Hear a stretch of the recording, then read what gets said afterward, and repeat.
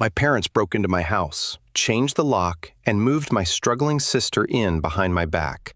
They claimed she needed stability. So I called the police and turned their fantasy into a legal nightmare. I, 34, male, work as an automotive mechanic at a busy independent shop in Tacoma, Washington, and live in the house my mom, Sarah, left me when she passed away 7 years ago. It's a solid 3-bedroom, ranch-style home worth about $485,000 now, thanks to the absolutely crazy housing market we've been experiencing. Not mansion money by any stretch of the imagination, but it's mine, completely paid off and sitting on a beautiful quarter-acre lot in a decent neighborhood with excellent schools and low crime rates. My mom worked her absolute tail off for 28 grueling years as a surgical technician at Tacoma General Hospital to pay this place off entirely.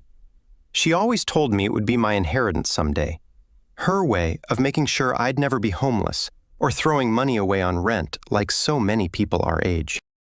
That woman was tougher than a $2 steak and twice as valuable to me. She grew up dirt poor in rural Montana, joined the military at 18 years old, used her hard-earned GUI benefits for medical training, and worked countless double shifts for years to afford this house. She raised me completely alone after my biological father, Victor, walked out on us when I was only 8 years old, claiming he needed to find himself or some similar garbage. This house isn't just walls and a roof to me. It represents absolutely everything she sacrificed to give me a stable foundation in life. Every overtime shift she picked up when she was exhausted. Every weekend she missed relaxing and having fun. Every time she ate simple meals so I could have proper nutrition and school supplies. When I walk through that front door after a long day diagnosing complex engine problems or rebuilding transmissions, I can still feel her presence in every single room. The kitchen, where she taught me to change my own oil in the driveway when I was 12. The living room, where we watched NASCAR races together every Sunday afternoon. The little workshop in the garage, where she patiently helped me rebuild my very first motorcycle engine when I was 16. Victor showed up again when I was 15, practically begging Mom to take him back after his second marriage had completely fallen apart. She told him exactly where he could go, in terms that would make a sailor blush, which was probably the most impressive display of backbone I'd ever witnessed from anyone. But just 2 years later, he married this absolute piece of work named Diana, who had a spoiled 12-year-old daughter named Brittany from her previous marriage that had also ended in disaster. From the very first day I met them at some awkward family dinner, Brittany was treated like she was made of pure gold and could do absolutely no wrong whatsoever. Private school tuition that cost more than most people make in several months. Designer clothes that cost more than most people's car payments. A brand new iPhone every single year, whether she needed it or not. Family vacations to Mexico and Hawaii that probably cost more than my mom made in 6 months of grueling hospital work. Meanwhile, I was working summers at the local auto parts store to buy my own school supplies and save up money for community college classes. Not that I minded one bit. Mom had taught me the real value of earning what you get through honest hard work and personal responsibility. Brittany, who's now 29, never learned that particular lesson about work and responsibility. She's one of those social media influencer types who genuinely believes the world owes her everything simply because she's reasonably attractive and knows how to take the perfect selfie with the right lighting. She's been through more boyfriends than I have sets of work coveralls, usually targeting guys with serious money until they inevitably get tired of her entitled attitude and selfish behavior and dump her. Classic gold digger behavior that would make an old-time prospector jealous of her techniques. I kept absolutely minimal contact with Victor's side of the family after Mom died from cancer. Maybe see them at Christmas dinner or the occasional birthday party when I felt obligated, but that was the complete extent of our relationship. I had my own life to worry about and focus on. My job at the mechanic shop pays pretty well at $78,000 a year, plus overtime opportunities. I've got a solid group of friends who actually respect me and my choices. And I spend my weekends working on my beloved 1989 Mustang GT or fishing peacefully at American Lake. Simple life with absolutely no unnecessary drama or complications. That peaceful existence changed completely 6 months ago when Brittany's latest sugar daddy, some tech entrepreneur named Tyler, who owned a successful app development company, finally figured out what she really was underneath all the manipulation and kicked her to the curb. Apparently, she was already about 4 months pregnant by then, which explains why she immediately moved back in with Diana and Victor instead of hunting for the next wallet to target. The warning signs were definitely there from the very beginning, but I was too focused on my own life and responsibilities to pay proper attention. I should have known that people like Brittany don't just accept setbacks quietly and move on with their lives. They scheme, they manipulate, they plot revenge, and they always think they deserve whatever they want from other people, regardless of who gets hurt in the process or whose lives get destroyed. The first real sign of serious trouble came when Victor called me on a Tuesday evening while I was working late on a customer's complicated transmission rebuild that required complete disassembly. He never calls unless someone's in the hospital or getting married, so I immediately figured it had to be something genuinely serious and potentially expensive. "Ryan, we really need to sit down and have a very serious conversation about some extremely important family business that affects all of us," he said in this overly formal tone that immediately made my skin crawl with suspicion and dread. I drove over to their ridiculously oversized McMansion in Federal Way the following Saturday afternoon, already dreading whatever ridiculous scheme they had cooked up. Diana answered the door, wearing enough makeup to paint a small building, and Brittany was sprawled dramatically across their expensive leather sectional sofa, rubbing her obviously pregnant belly like she was polishing some kind of magical crystal ball that would grant her wishes. She was about 7 months along at that point and absolutely milking the pregnancy situation for everything it was possibly worth, with anyone who would listen. Victor wasted absolutely no time getting straight to his main point, which should have been my first warning sign. Brittany's going to need a proper, stable place to raise her child when it arrives in a few months. Our current house really doesn't have the right kind of setup for a newborn baby, with all the crying and sleepless nights. I almost started laughing out loud right there in their living room. Their house is easily 3,500 feet, with 5 enormous bedrooms, 2 separate living rooms, and a kitchen bigger than most people's entire apartments. But apparently that massive space wasn't good enough for Princess Brittany and her upcoming bundle of joy. Diana immediately jumped into the conversation with this sickeningly fake, sweet voice that made my teeth hurt. "Ryan, sweetie, you're just rattling around in that big house all by yourself like some kind of hermit. No girlfriend, no wife, no children of your own to take care of. It honestly seems like such a terrible waste of space and resources. You know, Brittany really needs a stable, secure environment for the baby to grow up healthy, and your place would be absolutely perfect for raising a child." Then, Brittany finally decided to speak up, not even bothering to look directly at me while she delivered her entitled demands. "Tyler was supposed to buy us a proper house together before the baby arrived, but he turned out to be a complete loser who abandoned his responsibilities. I desperately need somewhere decent to live now, and your place has absolutely everything I need for the baby. 3 bedrooms for growing, big backyard for playing, good school district nearby for education. It makes perfect sense for everyone involved." The sheer level of entitlement was absolutely unbelievable and beyond anything I could have imagined. She was talking about my house, the house my mother literally died working to pay for, like it was some rental property she was casually considering for her convenience and comfort. "That's absolutely not happening under any circumstances," I said as firmly and clearly as possible. "This is my home that my mother left specifically to me in her will. End of discussion, period." Victor leaned forward in his chair with this patronizing expression that I remembered from childhood. Son, your mother would definitely want you to help family members who are in genuine need of assistance. This wouldn't be a permanent arrangement by any means, just until Brittany manages to get back on her feet financially and find her own place. Get back on her feet from what exactly? Getting pregnant by some guy who finally saw through her manipulation? Brittany's face immediately turned bright red with anger and indignation.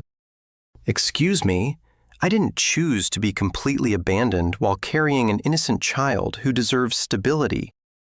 No, but you absolutely chose to get romantically involved with a guy you barely knew just because he had money and could support your expensive lifestyle and shopping habits. Diana gasped dramatically, like I'd physically slapped her across the face. Ryan, that's incredibly cruel and unfair to say about a pregnant woman in crisis. It's also completely accurate and true based on her dating history. And my answer is still absolutely no under any circumstances. Brittany actually stood up from the couch and got right in my face, invading my personal space aggressively. I'm family, you selfish jerk.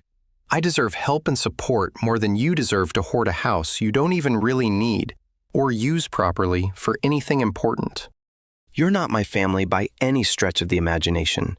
You're some random woman my father married into our lives 15 years ago, and I don't owe you a single thing, especially not my house.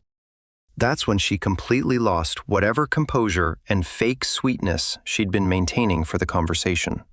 She started screaming at the top of her lungs about how I was a selfish piece of garbage, how I could never understand what it's like to be vulnerable and pregnant and abandoned, how I was denying her innocent baby the stable home it deserved to grow up healthy, and how any decent person would automatically help family members in crisis without needing to be asked twice.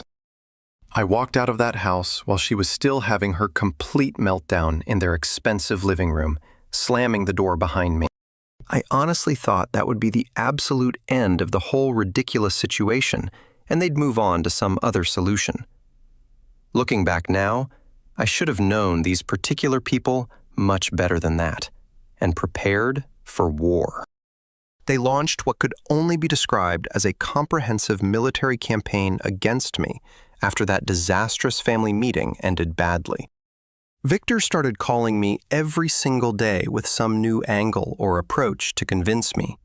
Maybe I could rent them the house for significantly below market value as a family favor. Maybe we could work out some kind of long-term payment plan that would benefit everyone involved. Maybe I just didn't fully understand how incredibly difficult it was for a pregnant woman to find decent, affordable housing in the current brutal market conditions. Diana took a completely different approach that was somehow even more annoying and disruptive to my daily life. She began showing up at my workplace on a regular basis, sometimes multiple times per week. The automotive shop where I work, various job sites where I was doing mobile repair calls for customers, even the small family-owned diner where I usually grab lunch between appointments, always with some elaborate soba story about poor, helpless Brittany desperately needing assistance from her loving family during this difficult time. My boss eventually had to tell her to stop coming around because she was seriously disrupting business operations and making our customers extremely uncomfortable with her dramatic performances. Brittany herself took the social media manipulation route to try to pressure me into compliance. She started posting constantly about her heartless family member who was supposedly forcing a pregnant woman into potential homelessness during the worst housing crisis in decades. She never mentioned me by name directly to avoid potential legal consequences, but she tagged all her posts with dramatic hashtags like number family first, pregnant and abandoned, nowhere to go, and helpless and alone. Some of her online followers and social media friends even started sending me nasty messages on various platforms, calling me terrible names and accusing me of being heartless and cruel to a pregnant woman in need. Then they decided to escalate their campaign to direct home visits and confrontations, which really crossed a major line for me. Victor would show up unannounced at my front door with baby furniture and supplies, claiming he needed somewhere to store everything temporarily until they figured out permanent living arrangements for Brittany and the baby. Diana brought an actual real estate agent to my front door one afternoon without any warning, saying she wanted to explore potential housing options for me in smaller, more affordable properties that would be more appropriate for a single man. The agent looked absolutely mortified and embarrassed when I told them both exactly what I thought of their surprise visit and sent them away. Brittany's personal visits were by far the worst and most invasive part of the whole harassment campaign they were running. She would show up at my house at all hours with bags full of baby clothes or expensive nursery equipment, acting like she was just casually stopping by to visit family, but really trying to establish some kind of permanent presence and claim in my home. One particularly outrageous afternoon, she brought her entire nursery setup, including a crib, changing table, and rocking chair, and actually started arranging and decorating my spare bedroom while I was at work earning money. I came home to find her hanging expensive curtains and assembling furniture like she already lived there and owned the place. "What in the world do you think you're doing in my house without permission?" I demanded, barely controlling my anger. "Just setting up the baby's room so you can see how perfect it would be," she replied casually, like it was the most obvious thing in the world. "I figured you'd want to see how nice and cozy everything could look once it was all properly arranged for the baby's arrival. Get every single piece of this stuff out of my house immediately. You have absolutely no right to be here doing this." She actually had the unbelievable nerve to pout like a spoiled child who'd been denied candy at the grocery store. "Ryan, please be reasonable about this situation. I desperately need somewhere safe and secure to put all this expensive equipment, and you clearly have the available space just sitting empty. That's not my problem to solve for you. You have exactly 30 seconds to start moving this garbage out, or I'm throwing every piece of it into the front yard and calling the police." That's when she started with the waterworks. These huge, theatrical tears that would have impressed professional actresses in Hollywood. "Why are you being so incredibly mean and cruel to me? I'm pregnant and scared and desperately need help from my family during the most vulnerable time of my life. Because you're trying to take over my house without any permission whatsoever. Because you think being pregnant automatically gives you the right to whatever you want from other people. Because you're a spoiled brat who's never heard the word no in your entire privileged life." That finally shut her up completely. She packed up all her baby supplies and left in a dramatic huff. But not before saying ominously, "You're really going to regret treating me like this, Ryan.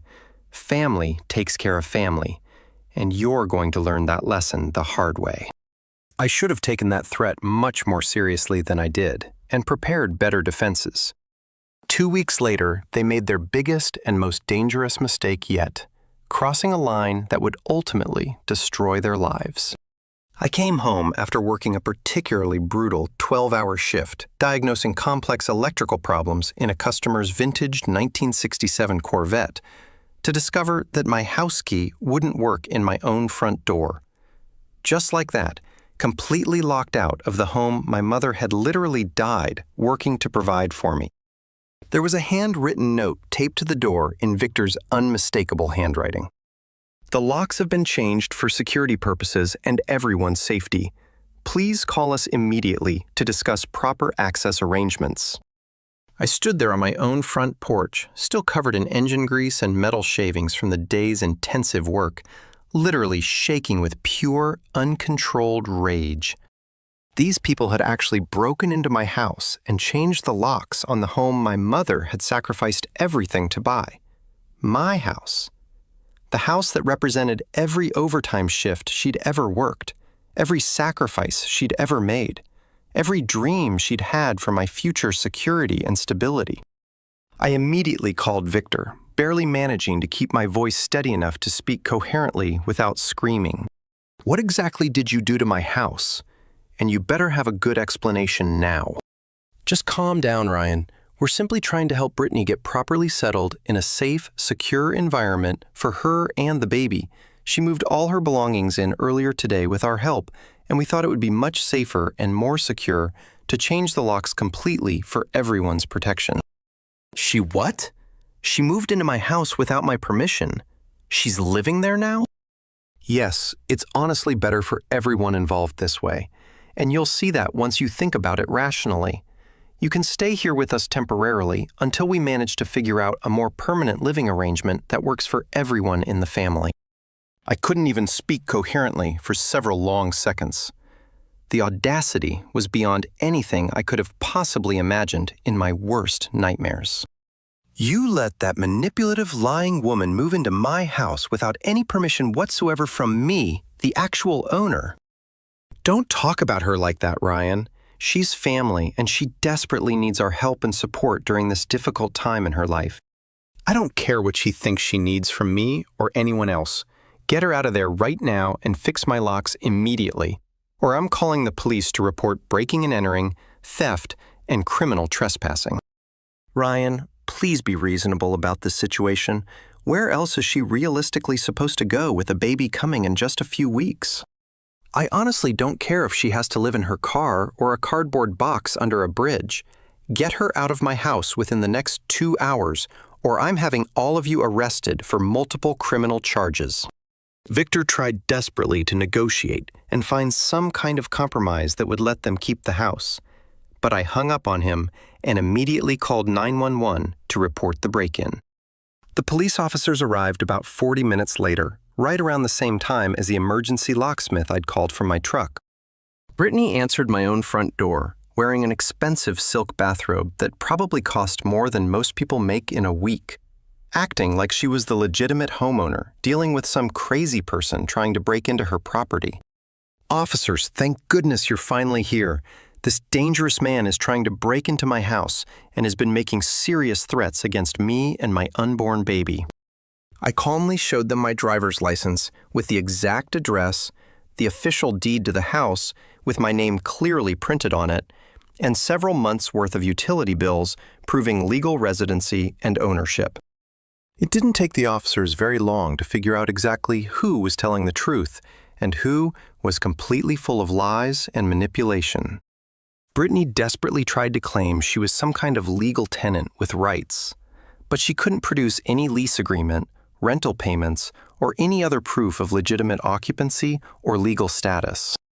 Ma'am, you need to gather all of your belongings immediately and leave these premises, one of the officers told her firmly and professionally. This is completely ridiculous and unfair. I'm 7 months pregnant with nowhere else to go. You can't just throw a pregnant woman out onto the street like some kind of criminal. You're currently trespassing on private property without the owner's permission. You can leave voluntarily right now, or we can arrest you for unlawful entry and criminal trespassing. It took her over 3 hours to pack up all the baby-related items and personal belongings she'd moved into my house during her brief illegal occupation. Diana and Victor showed up during the eviction process with a moving truck, desperately trying to convince the police officers that this was all just some terrible family misunderstanding that could be resolved peacefully. The officers weren't buying their story for even a second and made it clear that any further attempts to enter the property would result in arrests. When they finally left my property completely, I had the locksmith install brand new deadbolts and a heavy-duty security chain on both the front and back doors. Then I called my friend who owns a security company and had a complete camera system installed that very night. Motion sensors, night vision capability, smartphone alerts, the works. If they tried anything else illegal, I would have clear video evidence of their criminal behavior to use in court. But I really should have known that people like them never give up when they think they deserve something that belongs to someone else, especially something as valuable as a house. The very next morning, I called my lawyer and explained the entire bizarre situation from beginning to end, including all the harassment and the break-in. He listened carefully to every detail of their comprehensive campaign against me, then dropped an absolutely devastating bombshell that changed everything and revealed the true scope of their plan. Ryan, I need to tell you something extremely important that you're not going to like. Your father contacted our office 3 weeks ago asking very specific questions about contesting your mother's will and challenging your inheritance. My blood went completely cold and I felt like someone had just punched me directly in the stomach with a sledgehammer. What exactly do you mean by that? Be specific. He wanted to know if there was any possible legal way to claim the house as community property from his previous marriage to your mother, even though they divorced many years before she passed away and the house was purchased afterward. He was asking about filing some kind of paternal claim as your biological father to challenge the will's validity.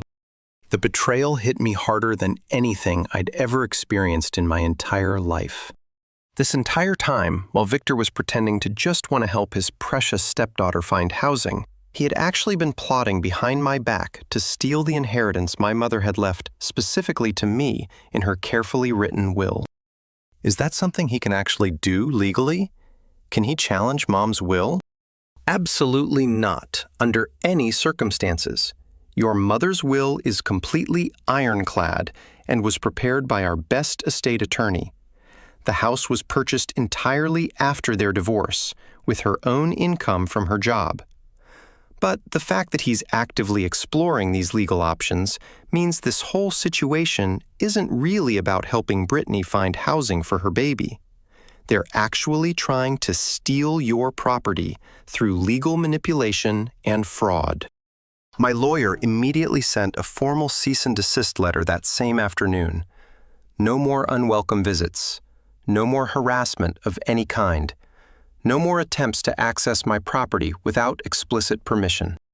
I also discovered something incredibly interesting and useful during our conversation. Brittany had been telling people all around town that she was my legal tenant and that I was illegally evicting her in violation of state housing laws, which could get me in serious legal trouble.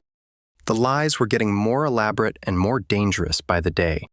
She was posting constantly on social media about her abusive landlord and had even started a crowdfunding campaign for legal fees to fight an illegal eviction and protect her baby. The description made me sound like some predatory slumlord throwing a helpless pregnant woman onto the street for no reason other than pure cruelty. When my friend showed me all the online posts and the fundraising page, I completely lost my composure. This woman was actively trying to destroy my reputation in the community while simultaneously attempting to steal my house and turn me into a villain in her fabricated story.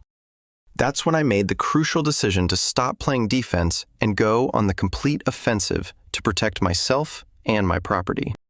I spent the following month quietly but systematically collecting information about Brittany's real activities and background. What I discovered was absolutely shocking and far worse than I had imagined. Brittany had been extremely busy since Tyler dumped her several months earlier. She was active on every single dating application in the entire Seattle metropolitan area, explicitly mentioning her pregnancy in her profiles and stating that she was looking for a real man who can provide stability and security for her and her baby. My friend, who works in information technology, helped me document her extensive online activity across multiple platforms. We took detailed screenshots of her dating profiles where she openly talked about needing someone to help with living expenses and provide financial support for her and her baby's future. Easter, we found multiple message threads where she directly asked potential dates about their annual income, current living situations, and financial assets before agreeing to meet them in person for dates. She was also still claiming to be homeless and desperate, while actually living comfortably in Diana and Victor's $500,000 mansion with all expenses paid. The crowdfunding campaign had raised approximately $3,200 from sympathetic people who completely believed her fabricated story about being victimized by her cruel and heartless stepbrother, who was throwing her out on the street. But the most valuable information came from what I discovered about Tyler, her baby's supposed father. It turned out he hadn't just randomly dumped her without good reason. She had actually been stealing money from him systematically over several months. Credit card fraud, forged checks, unauthorized purchases on his accounts, the complete criminal package. He hadn't pressed formal charges because he just wanted her completely out of his life forever. but he had carefully documented absolutely everything for his own protection. I reached out to Tyler through a mutual acquaintance, and we met for coffee one afternoon at a neutral location. He turned out to be a genuinely decent person who had been completely manipulated and taken advantage of by a professional con artist. Man, she had me totally convinced she was this sweet, innocent woman who just needed help getting back on her feet after a terrible, abusive relationship, he explained with obvious pain in his voice. It took me almost 6 months to realize she was basically a professional con artist who made a living targeting successful men. What finally made you realize the truth about her? I found out she was still married to another man, still legally married. Her husband lives down in California, and she's been running this exact same scam while technically being his wife the entire time. My jaw literally dropped open in shock. She's currently married to someone else right now? Absolutely. Guy named Derek Thompson. They got married in Las Vegas 3 years ago, but she moved up here to Washington and has been pretending to be single ever since. The baby might not even be mine. She was seeing multiple guys simultaneously and lying to all of them. This was exactly the kind of devastating ammunition I needed to destroy her credibility completely. Brittany wasn't just entitled and manipulative. She was an actual criminal running elaborate scams across multiple states. And I was about to make sure everyone in town knew the complete truth about her criminal activities. I decided to wait until Brittany's baby shower to execute my carefully planned revenge for maximum public impact. Diana had organized this massive celebration at their house, inviting about half the neighborhood and posting about it extensively on social media to show off their wealth and generosity. It was the perfect opportunity to expose the truth to the largest possible audience at the same time. I showed up completely uninvited, with a thick folder full of documented evidence and Tyler as my backup witness to verify everything. Diana tried to physically block me at the front door, but I walked past her into the backyard where approximately 40 people were celebrating Brittany's upcoming motherhood with expensive gifts and congratulations. "Sorry to interrupt this lovely party," I announced loudly enough for everyone to hear clearly. "But I thought all of you should know exactly who you're really supporting here with your time and money." Brittany went completely pale when she saw me standing there with documentation. "Ryan, what are you doing here? This is a private celebration, and you weren't invited." "Yes, well, I thought your guests might want to know they're giving expensive baby gifts to a married woman who's been running an elaborate criminal scam on the entire community." The entire backyard went dead silent.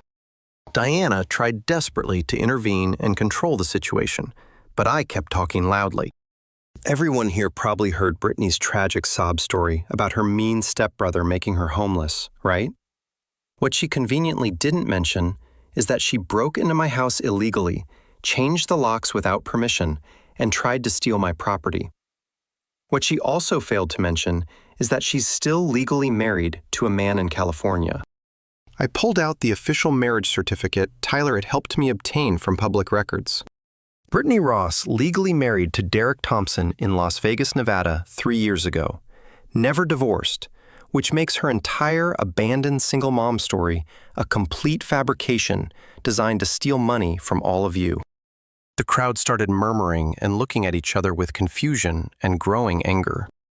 Brittany was turning bright red and starting to panic visibly. "That's not... We're legally separated but still married, which makes everything you've told these people a lie. And what about the systematic theft and fraud?" I held up all the documentation Tyler had provided. Stealing over $4,000 from the father of your baby, forging checks, and committing credit card fraud. Or how about this evidence? I showed everyone her dating application profiles on my phone screen. Currently active on 4 different dating apps, looking for generous men to support her and her baby financially, while simultaneously claiming to be homeless and accepting charity from all of you good people. One of the guests, an elderly woman I didn't recognize, stood up with obvious anger and disgust. "Is this actually true, Brittany? Have you been lying to all of us?" Before she could formulate any kind of response or denial, Tyler stepped forward to address the crowd directly. "Everything he's saying is completely accurate, and I have documentation to prove it. I'm Tyler, the supposed deadbeat baby father she's been complaining about. She stole over $4,300 from me through various fraudulent means, and was running this exact same scam on at least 3 other men at the same time."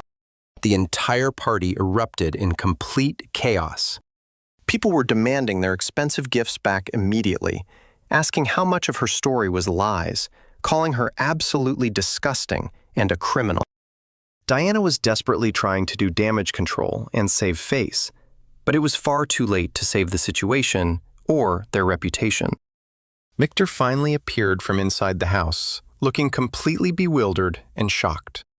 "Ryan, what in the world are you doing to our family reputation?" "Exposing the complete truth about your precious stepdaughter's criminal activities. But I'm not finished yet with the revelations." I pulled out my phone and called the fraud hotline for the County Housing Authority. "Hello, I'd like to report welfare fraud. Someone has been claiming to be homeless while actually living in a house worth $500,000. Then I called the state tax fraud reporting line. "I'd like to report unreported income from a crowdfunding campaign and possible tax evasion by someone who's been lying on government forms." Brittany was crying real tears now, not the fake ones she usually used for manipulation. "Stop it. You're completely destroying my life and my baby's future. You tried to destroy mine first when you broke into my house. The difference is, everything I'm saying is actually true and provable in court."